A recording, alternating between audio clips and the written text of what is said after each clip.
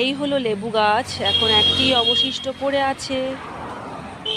এই জায়গায় আরো অনেক লেবু গাছ ছিল, কিন্তু এখন আপাতত নেই। জল উঠে উঠে, দেখেছিলে তোমরা এই জায়গাটায় আগে ভুট্টা হয়েছিল, কয় মাস 2 মাস আগে এসেছিলাম যখন। এখন সেগুলো কেটে ফেলা হয়েছে, এখন অন্য কিছু হয়তো লাগিয়েছে। যাই হোক, গরুর খাবার আছে এখানটায়। দেখেছ আম গাছগুলো কত হয়েছে আম।